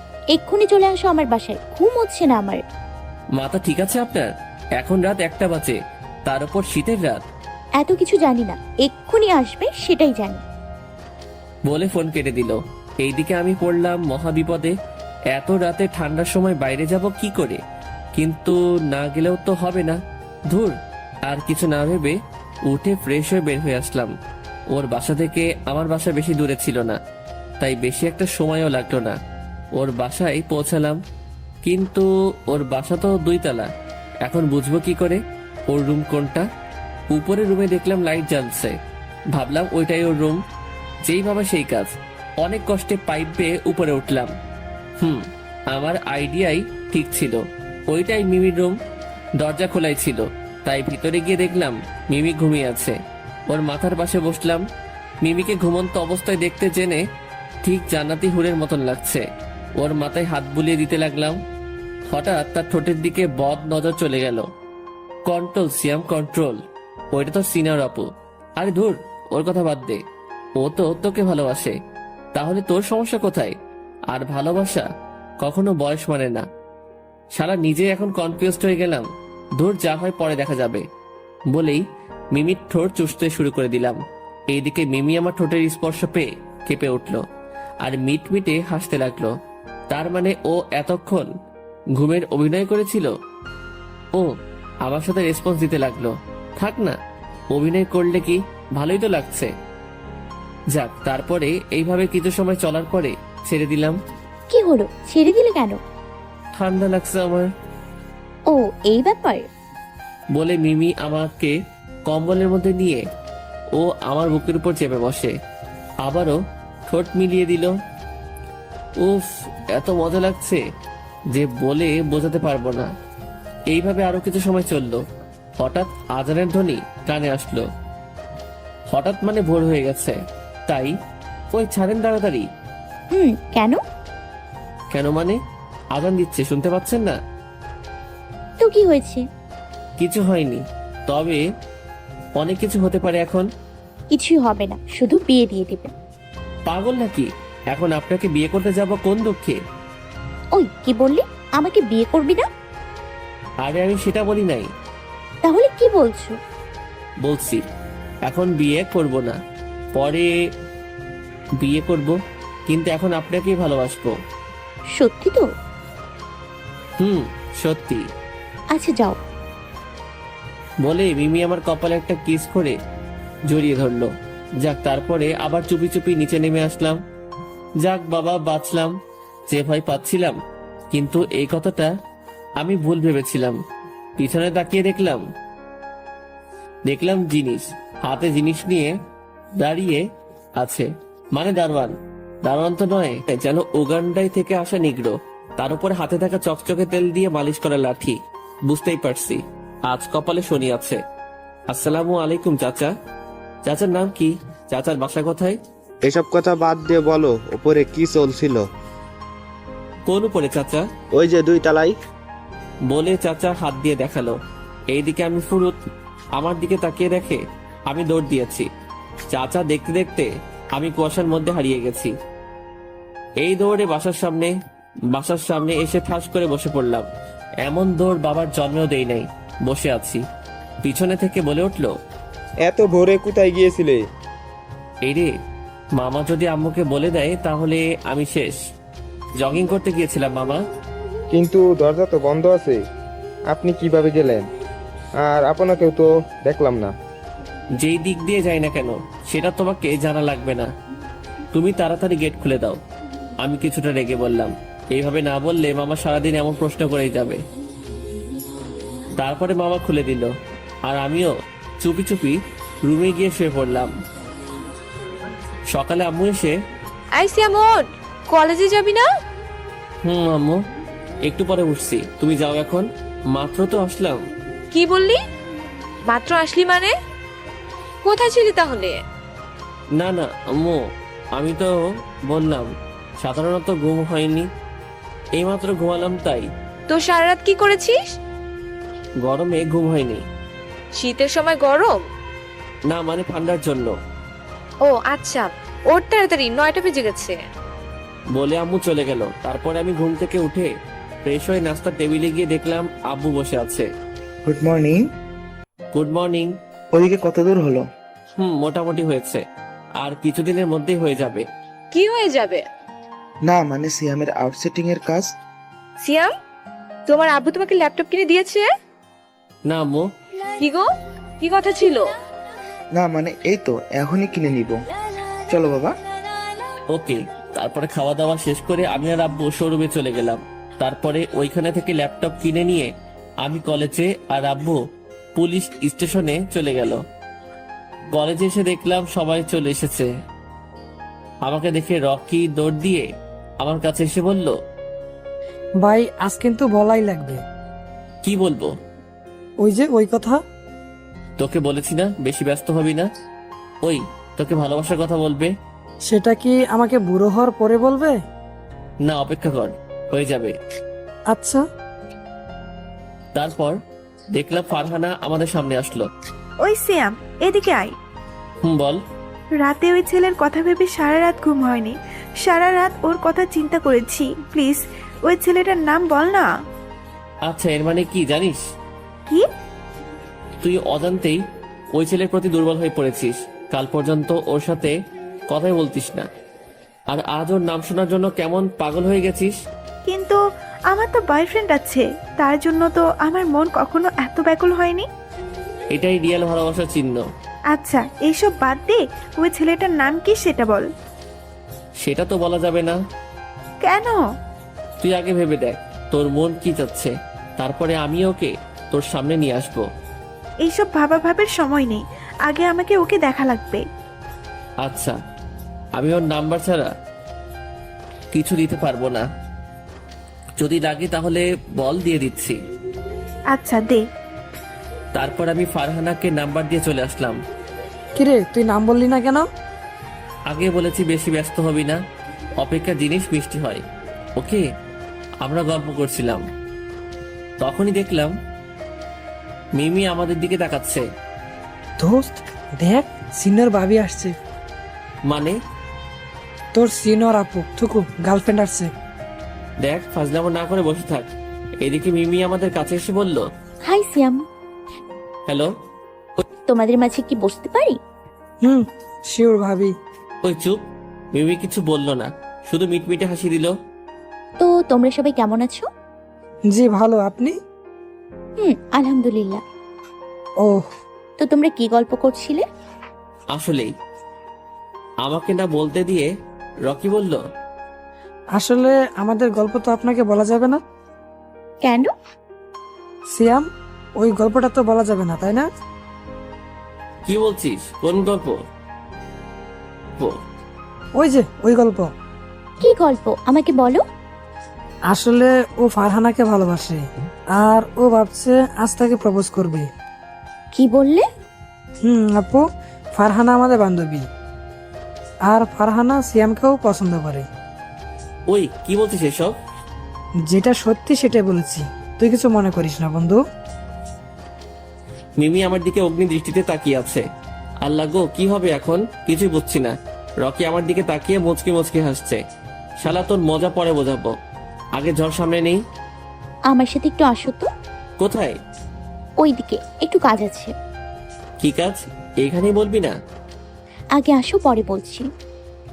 বলে মিমি আগে চলে গেল। শালা তোর মজা পরে বোঝাবো। তোর যদি প্রেমে বাস না দেয়, আমার নাম সিয়াম না। এমন বলিস না দোস্ত। ওকে আর কিছু বলতে না দিয়ে মিমির পিছনে পিছনে যেতে লাগলাম। মিমি হেঁটেই যাচ্ছে। আল্লাহই জানে এখন কি হতে চলেছে। তারপরে দেখলাম মিমি একটা রুমে ঢুকে পড়লো। আমার দরজার সামনে দাঁড়িয়ে আছি। কি হলো, ভেতরে আসছো না কেন? না মানে কেউ দেখলে তো সমস্যা হবে। কলেজ আমার বাবার, আমি সেটা বোঝাবো। আচ্ছা আসছি। আমার খেল খতম হয়ে আসছে। বুঝতেই পারছি। আমি ভিতরে ঢুকতেই মিমি দরজা বন্ধ করে দিল। কি ব্যাপার? আপনি দরজা বন্ধ করে দিলেন কেন? আজ এই রুমে একজনের খুন হবে। আমি তোতলাতে তোতলাতে বললাম, মানে? মানে আপনাকে খুন করে জেলে যাব। কিন্তু কেন? আমি বাদে অন্য মেয়ের সাথে টাঙ্কি মারা, তাই না? দেখাচ্ছি মজা। বিশ্বাস করেন, ও আমার শুধু বন্ধু, এর থেকে বেশি কিছু না। শুধু বন্ধু, তাই না? তাহলে ও ওই কথা কেন বলল? আপনাকে রাগানোর জন্য বলেছে। থাক, আমি নিজের চোখে দেখেছি। তোমাকে আর কিছু বলার লাগবে না। না মানে? ওই চুপ, কোনো কথা হবে না। মিমির কথা শুনে আমি চুপচাপ মাথা নিচু করে দাঁড়িয়ে আছি। এর শাস্তি আজ পেতেই হবে। সরি। চুপ, কোনো কথা বলবে না। আর কিছু বললাম না। তারপরে অবাক করে মিমি আমাকে ঠাস করে কিস করতে লাগলো। আমি তো পুরাই অবাক। কি করছে মিমি? 5 মিনিট পর ছেড়ে দিল। কেমন সারপ্রাইজ দিলাম বাবু? মানে আগে ভয় পরে মিষ্টি। আমি জানি তুমি কেমন, তাই কারোর কাছে থেকে তোমার বর্ণনা নেওয়া লাগবে না। তোমার প্রতি আমার অনেক বিশ্বাস আছে। এর জন্য এত কিছু? হুম হুম। তাই বলে এইভাবে রাগ দেখাবে? আসলে তুমি ভয় করলে তোমাকে কেমন লাগে দেখার জন্য এমন করলাম। তো কেমন দেখলেন? একদম কিউটের টিপ্পার মতো লাগলো। আমি তো ভয়ে শেষ হয়ে যাচ্ছিলাম। এখন তো পুষিয়ে দিলাম। পুষেনি। কেন? আচ্ছা দেখাচ্ছি। বলে মিমিকে কোলে তুলে নিয়ে বেঞ্চের উপর বসিয়ে দিয়ে এক টানে আমার বুকের কাছে এনে 2 হাত দিয়ে মিমির 2 গাল ধরে ইংলিশ রোমান্টিক মুভির মতো কিসিং করতে লাগলাম। মিমি তো আমার এমন কাণ্ড দেখে অবাক হয়ে আমার দিকে তাকিয়ে আছে। আর এই সিনিয়র গার্লফ্রেন্ড আমার অবাক পরে হয়েন এখন আমার সাথে রেসপন্স দিতে থাকেন। তারপরে আমি আবারও আমার ঠোঁট দিয়ে মিমির ঠোঁট চেপে ধরলাম। এইবার মিমিও আমাকে রেসপন্স দিয়ে যাচ্ছে আর তার 2 হাত দিয়ে আমার মাথার চুল টেনে ধরে আমার ঠোঁট চুষেই খাচ্ছে। উফ, কি একটা মোমেন্ট তা বলে বোঝাতে পারবো না। মিমি এইবার আমাকে বেঞ্চের উপরে শুইয়ে দিয়ে আমার উপরে শুয়ে পড়ল। আমরা জায়গা চেঞ্জ করছি, কিন্তু কেউ কারো ঠোঁটের উপর থেকে ঠোঁট নামাচ্ছি না। এমন রোমান্টিক কিসিং মনে হয় আগে কখনো হয়নি। জীবনেই প্রথম এমন রোমান্টিক কিসিং, তাও যদি হয় সিনিয়র অভিজ্ঞ আপুর সাথে। অভিজ্ঞ বলতে দেখে শিখাকে বোঝানো হয়েছে। আমাকে বেশি কষ্ট করা লাগছেই না, সেই বোঝা যাচ্ছে। জুনিয়র মেয়ের সাথে প্রেম করলে হয়তো এমন রোমান্টিক সিন বুঝতেই পারতাম না।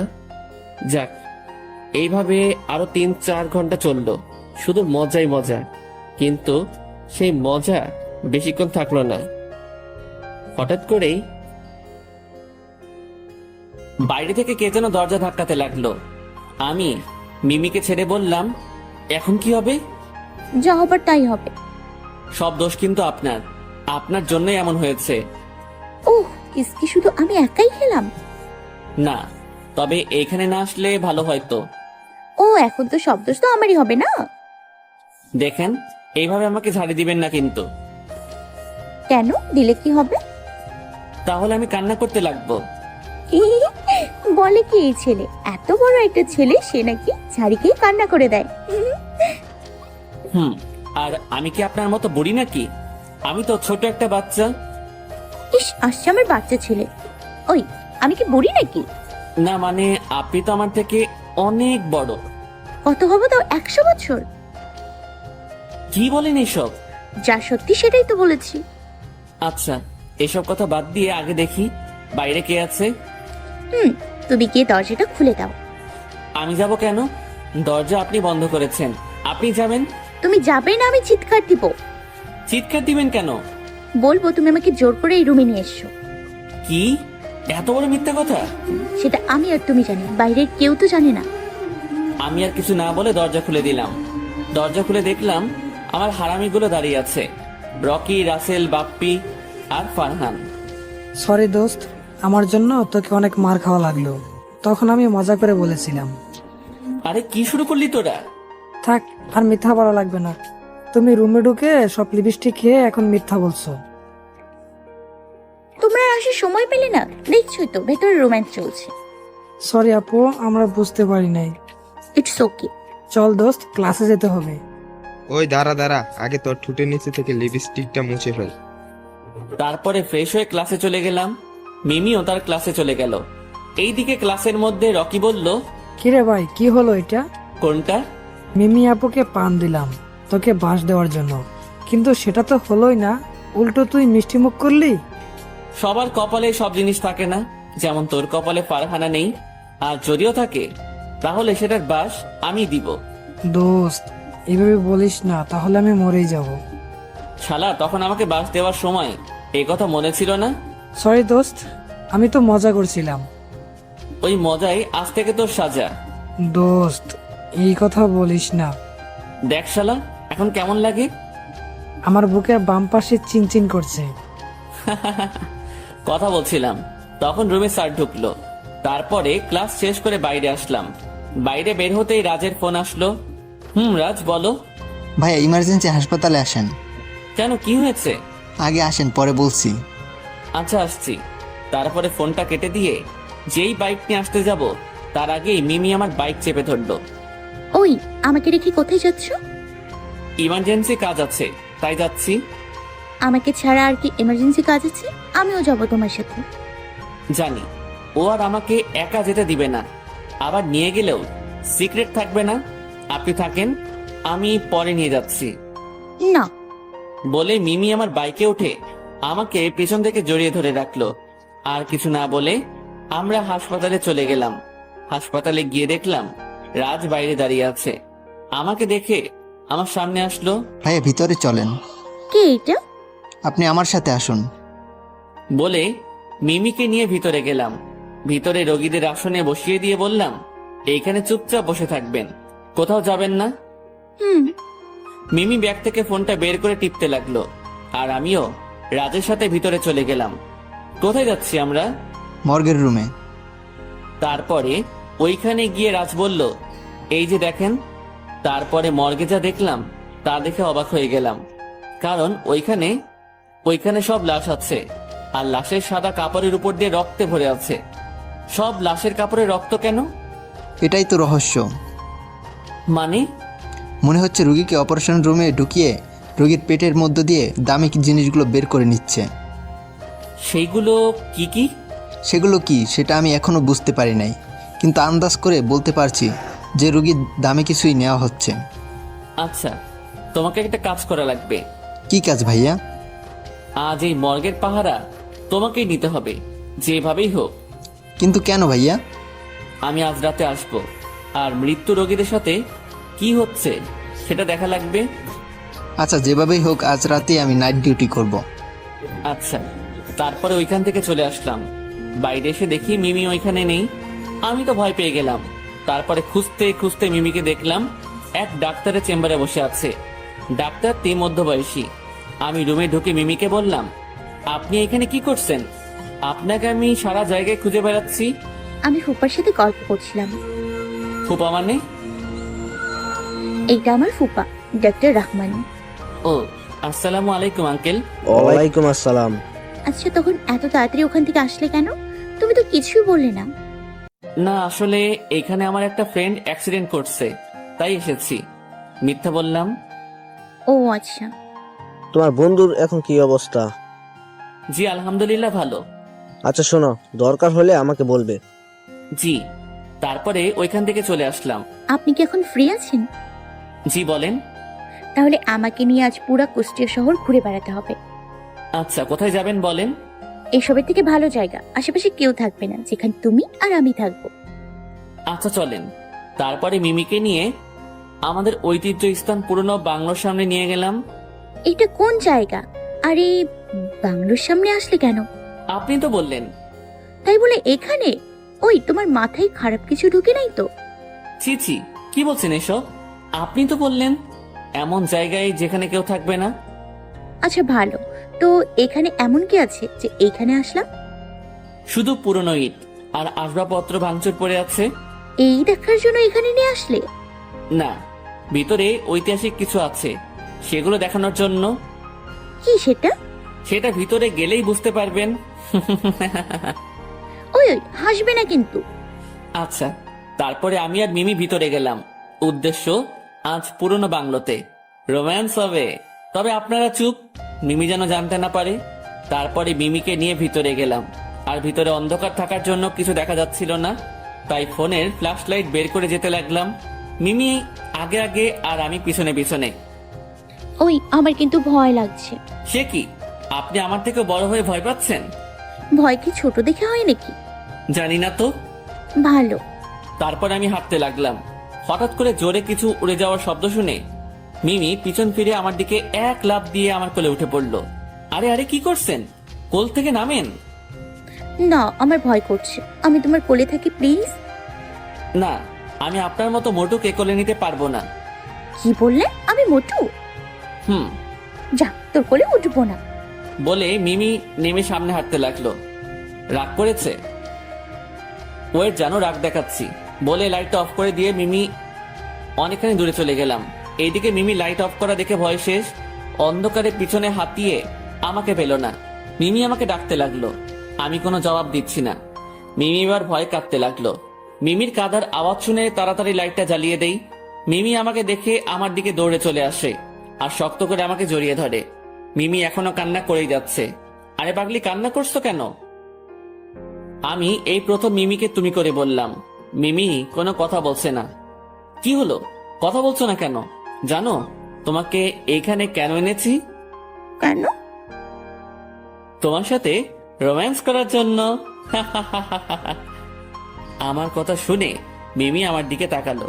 আমি এইবার আর কিছু না বলে মিমিকে জড়িয়ে ধরে কিস করতে লাগলাম। মিমি আমাকে ছাড়ানোর চেষ্টা করতে লাগলো, কিন্তু পারল না। আমি কিস করে যাচ্ছি। বেশিক্ষণ পরে মিমিও আমার সাথে রেসপন্স দিতে লাগলো। আমি পিছনে, মিমি আগে। আমরা কিস করতে করতে এগোতে লাগলাম। হঠাৎ কিসের সাথে পা বেঁধে পড়ে গেলাম। মিমি নিচে আর আমি ওপরে, কিন্তু অদ্ভুত বিষয় আমাদের কারো লাগলো না।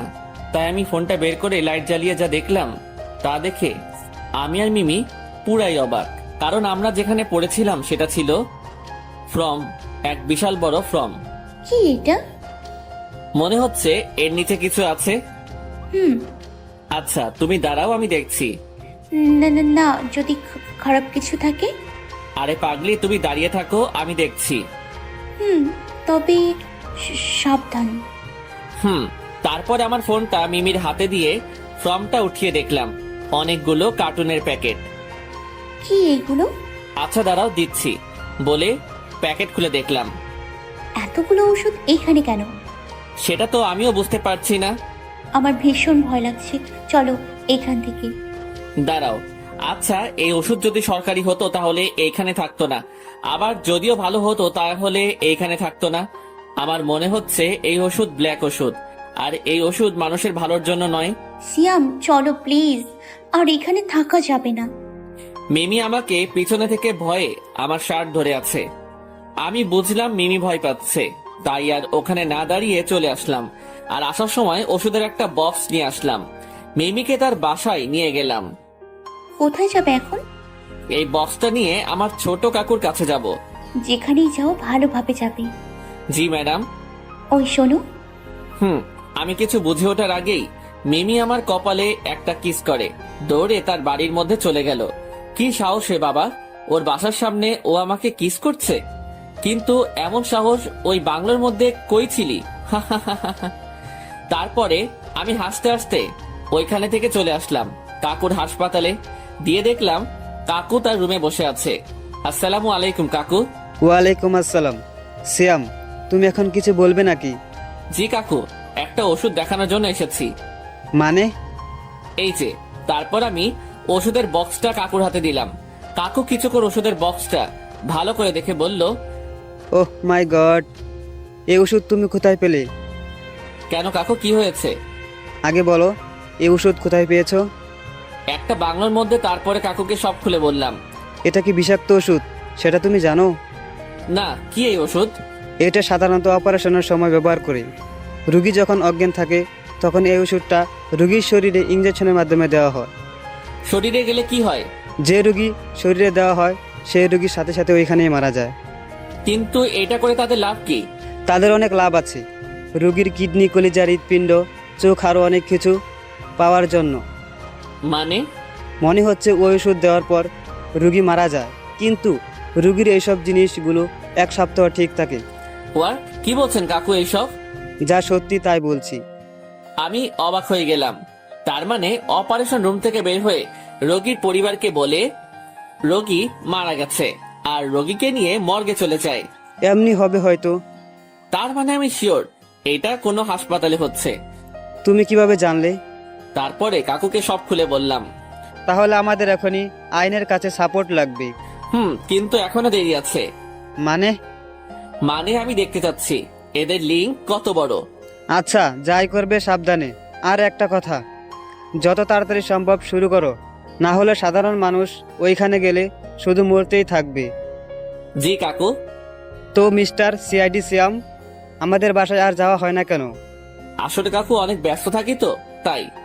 তোমার কাকি তোমাকে যেতে বলেছে? আচ্ছা, একদিন সময় করে যাব। আচ্ছা।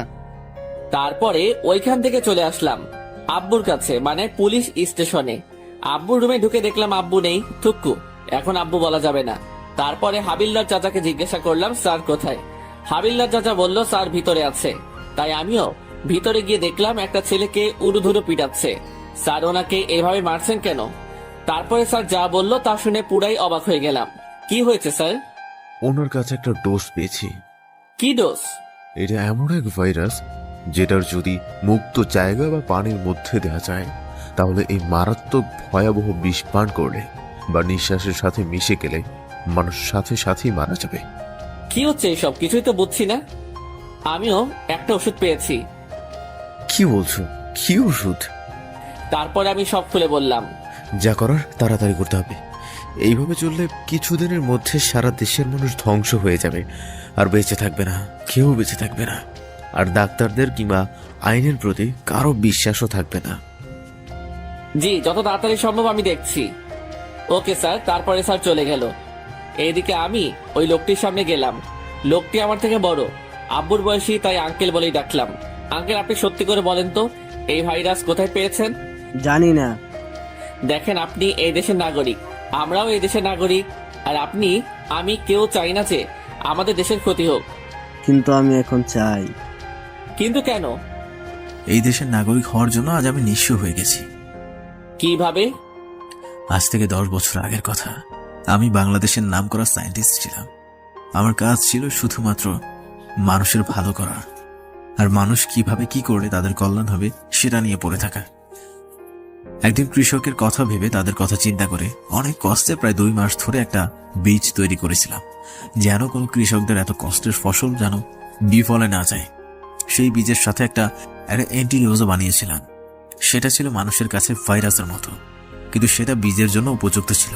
কিন্তু একদিন হঠাৎ কি থেকে যেন কি হয়ে গেল, কিছুই বুঝলাম না। আমি বাসা থেকে ল্যাবে গিয়ে দেখলাম সবকিছু এলোমেলো হয়ে আছে, সবকিছু ভেঙে পড়ে আছে। কিন্তু তার থেকে বেশি অবাক হলাম, আমার ফর্মুলা একটাও নেই। তখন টিভিতে দেখলাম আমার তৈরি বীজের ফর্মুলা দিয়ে আমার ছোট্ট কালের বন্ধু স্বীকৃতি পেয়ে গেল, আর ফর্মুলা দ্বিতীয়টা আমি তৈরি করেছি, আর সেটা মানুষের খারাপের জন্য করেছি। এটা বলার কারণে আমাকে পুলিশে ধরে নিয়ে গেল।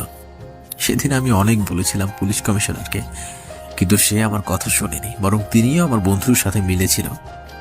তখন থেকে আমি প্রতিজ্ঞা করি যে আমি আর কারোর ভালোর জন্য কিচ্ছু করব না, এমন কিছু করব যেটার জন্য এই দেশের সবার ক্ষতি হয়। আচ্ছা, মানলাম আপনারা সাথে অন্যায় করা হয়েছে, আর এই ভাইরাসে যদি আপনারও কোনো ক্ষতি হয়? আমার কিছু হইবে না, কারণ আমার কাছে এর ইন্ট্রোডোজ আছে। আমরা তো এখন চাইলে আবার আমাদের দেশটাকে রক্ষা করতে পারি। সেটা কি করে করব? করেও কি আমার আগের দিনগুলো ফিরিয়ে আনতে পারবো? না, তবে সরকার থেকে পুরস্কারের ব্যবস্থা করে দিব। সত্যি? কিন্তু আমার এই ফর্মুলার দ্বিতীয়টা নিয়ে নেয় আমার ওই বন্ধু। তাহলে এখন কি হবে? আমার কাছে ইন্ট্রোডোজ আছে, সেটা দিয়ে আমি সবকিছু ঠিক করতে পারবো। তাহলে এখনই চলেন। তারপরে চলে গেলাম তার সেই বন্ধুর কাছে, আর তাকে পেয়েও গেলাম। ওই লোকটিকে দেখার সাথে সাথে আমার সাথে আসা লোকটি ওর কাছে দৌড়ে গিয়ে একটা ঘুষি মেরে তাকে মাটিতে ফেলে দিল। এই বছরের রাগ তার জন্য। কিন্তু ওনাকে কিছু করতে দিলে হবে না, যা করার আমাকেই করতে হবে। আমি ওনার সামনে গিয়ে বললাম, আপনি এই দেশের মানুষ হয়ে এত জঘন্য কাজ কিভাবে করতে পারলেন? দেশ দেশ দিয়ে কি করব? আজ রাতে আমরা এই দেশ ছেড়ে চলে যাব। লজ্জা করে না এই দেশের নাগরিক হয়ে এই কথা বলতে? নাগরিক হয়ে কি করব? এই দেশের বিনিময়ে পেয়েছি কোটি কোটি টাকা। এতদিন শুধু স্বপ্নই রেখে গেছেন, আজ বুঝবেন এই দেশে সচেতন নাগরিক কি করতে পারে। তুই একটা পিচ্চি পোলা হয়ে আমাদের কি করবি? দেশ রক্ষা করতে ছোট বড় দেখা লাগে না, দেশের প্রতি মায়া মমতা ভালোবাসা আর দায়িত্ব থাকলেই হয়। এইসব দিয়ে তুই কিছুই করতে পারবি না। বলেই ওই লোকটা পিস্তল বের করে আমাদের দিকে গুলি মারলো। আমি বসে পড়াতে আমার কিছুই হয়নি, কিন্তু আমার পিছনে আমার সাথে আসা সেই লোকটির হাতে গুলি লাগে আর সে ওইখানে বসে পড়ে। এটা দেখে আমার মাথা চরম পর্যায়ে চলে গেল। আমিও পেছন থেকে পিস্তলটা বের করে ওর পায়ে গুলি করলাম। ওর পায়ে গুলি লাগতেই ও চিৎকার করে বসে পড়লো। আমি ওই লোকটির কাছে দৌড়ে গিয়ে টেনে একটা চড় দিলাম। যতই আমার বড় হোক, কিন্তু আইনের কাছে অপরাধী সমান। যাই হোক, তারপরে তাদের হাসপাতালে নিয়ে ভর্তি করিয়ে দিলাম আর বাইরে করা সিকিউরিটি দিয়ে রাখলাম। এইদিকে রাত হয়ে গেল। রাত 11টার পরে হাসপাতালে একটু নির্জন হয়ে গেল। সেই সুযোগে আমি হাসপাতালের ভিতরে গিয়ে রাজকে সাথে নিয়ে মর্গে গেলাম। মর্গের সামনে আসতে, রাজ তুমি এখানে দাঁড়িয়ে থাকো, আমি ভিতরে গিয়ে দেখে আসছি। ওকে ভাইয়া। আর কেউ আসলে আমাকে আগে বলে দিবে। জি ভাইয়া, আপনি যান। তারপরে আমি ভিতরে চলে গেলাম। ভিতরে লাইট বের করে একটা লাশের শরীরের চাদর খুলে দেখলাম। তার সারা বুকে সেলাই করা আর সারা শরীরে রক্ত বেঁধে আছে। আর চোখের দিকে তাকিয়ে দেখলাম চোখও নেই। এইটা দেখে কি করবো সেটা বুঝতেও পারছি না। ওইখানে আর না থেকে বাইরে চলে আসলাম। কি হয়েছে ভাইয়া, এখন কি করবেন? আর বসে থাকা যাবে না, অনেক হয়েছে আর নয়। তুমি এখনই এইখানে গিয়ে এইগুলো নিয়ে পাশের হাসপাতালে নিয়ে আসো। জি ভাইয়া। তারপরে রাত চলে গেল আর আমিও পাশের হাসপাতালে চলে গেলাম। ওনাদের কাছে কেবিনে ঢুকে দেখলাম পরে ধরা লোকটি বসে বসে আপেল খাচ্ছে। আমাকে দেখে বলল, আরে ছোট বাবা, তোমাকে তো খুঁজছি। ইস, এখানে ভর্তি করে আমাকে খুব ভালো করেছো। লোকটি হাসতে হাসতে বলল। এইটা দেখে আমার মাথা পুরো আগুন হয়ে গেল। আশেপাশে তাকিয়ে দেখলাম কিছু নেই। তখন আমার পিছনে থাকা পিস্তলটা বের করে পিস্তলের উল্টা পিঠ দিয়ে তার মাথার উপর বসিয়ে দিলাম। ওর মাথা বাড়ি দেওয়ার সাথে সাথে ওর মাথা ফেটে রক্ত বের হচ্ছে। এর মধ্যেই রুমের মধ্যে নার্স ঢুকলো। এ কি করছেন? রোগীর সমস্যা হবে তো। কিছু হবে না। কে আপনি? বলে যে চিৎকার করতে যাবে তার আগে আমি বললাম, ওই চুপ, একটা শব্দ করলে এটা দিয়ে মাথার খুলি উড়িয়ে দিব। পিস্তলটা ওই নার্সের মাথায় ধরে বললাম। পিস্তল দেখে নার্সের মুখ দিয়ে কোনো কথা বের হচ্ছে না, বরং ভয় কাঁপতে লাগলো। এবার আমি ওই লোকটিকে বললাম, এবার বল তোর সাথে থাকা পার্টনারের নাম। মরে গেলেও বলবো না। তোকে তো বলে রাখবে, আর তোর সাথে যে থাকে সে যে পাশের হাসপাতালের কোনো ডাক্তার, এটা ভালো করে জেনে গেছি। শুধু জানিস পাশের হাসপাতালের কেউ, কিন্তু কে সেটা তো জানিস না। লোকটির হাসা দেখে আবার মাথা গরম হয়ে গেল। একে দেশে নাগরিক হয়ে এইসব করে বেড়াচ্ছে, আবার মানুষের জীবন নিয়ে খেলছে। নার্সের হাতে দেখলাম অপারেশন প্লেট। ওর ভিতর থেকে কেঁচো আর ইঞ্জেকশন নিয়ে ইঞ্জেকশনটা ওর হাতের মধ্যে ঢুকিয়ে দিলাম আর কেঁচোটা ওর গালের মধ্যে ঢুকিয়ে দিলাম। সাথে সাথে তার গাল ফুটো হয়ে কেঁচো বেরোতে চলে গেল। লোকটি গোংরাতে লাগলো। এটা দেখে নার্স ঠাস করে ওইখানেই পড়ে গেল। এবার বল বলে আবারও একটা কেঁচো হাতে নিলাম। বলছি বলে ওই লোকটি সব খুলে বলল। আমি শুনে ওইখানে আর না থেকে আব্বুকে ফোন দিয়ে বললাম এই হাসপাতালে আসতে, বলে আমি চলে গেলাম। এইদিকে হাসপাতালে গিয়ে ওই ডাক্তারের কেবিনে গেলাম। আরে শ্যাম, তুমি কেমন আছো? আমি কোনো কথা বললাম না। পাশে একটা কাঠের চেয়ারে পড়েছিল, ওইটা তুলে মাথার উপরে একবারই বাড়ি দেওয়ার সাথে সাথে উনি জ্ঞান হারিয়ে ফেলেন। রুমের ভিতরে শব্দ শুনে বাইরে থেকে সিকিউরিটি গার্ড ভিতরে আসলো। ওই কে আপনি? ওই কোনো কথা হবে না, বেশি কথা বললে সবাইকে এইখানে শুয়ে রাখবো। আমি পিস্তল বের করে বললাম। আমার পিস্তল দেখে সবাই পিছনে সরে গেল। কিছুক্ষণের মধ্যে আব্বু চলে আসলো। আব্বুকে সব খুলে বললাম। তারপরে ওনাকে নিয়ে গেল। আমার ভালো না লাগার কারণে আমি বাসায় চলে আসলাম। এইদিকে রাতে কিছুতেই ঘুম আসছে না, তাই আর ঘুমিয়ে না থেকে মিমির বাসার উদ্দেশ্যে রওনা দিলাম। রাত তখন 12টা বাজে। আমি মিমির বাসার সামনে গিয়ে কলিং বেল বাজাতেই দরজা খুলে দিল। আরে সিয়াম বাবাজি, এত রাতে? আসলে মিমির আব্বু আর আমার আব্বু ছোটকালের বন্ধু, আর তারা অনেক আগে থেকে আমাদের বিয়ে ঠিক করে রেখেছিল। আমরা সেটা জানতাম না। কিছুদিন আগে আমি জেনেছি। মিমি এখনো জানে না। জি আঙ্কেল, মিমি কোথায়? ও তো আর রুমে ঘুমাইতেছে। কালকে সবাই আমার বাসায় চলে আসবেন। কালকে আমরা বিয়ে করছি, আর এখন আমি ওকে নিয়ে গেলাম। কিন্তু কোনো কিন্তু নয়। তারপরে মিমি রুমে ঢুকে ওকে কোলে তুলে নিয়ে চলে আসলাম। ছেলেটির ভীষণ সাহস, না হলে কি এইভাবে তার পরিবারের সামনে এইভাবে তার মেয়েকে কুলে তুলে নিয়ে যেতে পারে? দেখতে হবে না জামাইটা কার? থাক, আর বলতে হবে না।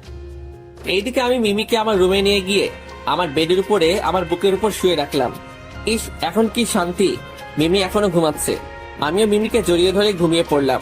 এইদিকে ভোর রাতে মিমি চোখ খুলে দেখে সে যেন কার বুকের উপর শুয়ে আছে। সে প্রথমে ভয় পেয়ে গেল।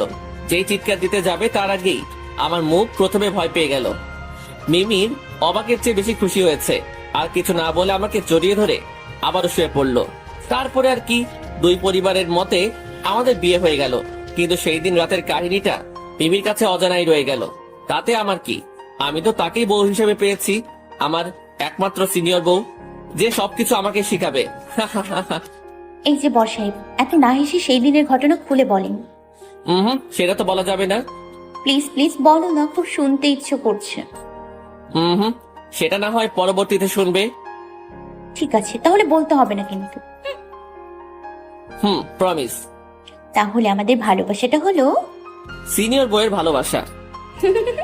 আর আমাদের এই ফিল্মের ডায়লগটা কি বলো তো? কেন? সিনিয়ররা সব বোঝে। এই হাসাহাসি পরে, চলো চলো বাসরটা সেরে ফেলি। সেটা না হয় পরবর্তীর জন্যই রয়ে গেল। হ্যাঁ।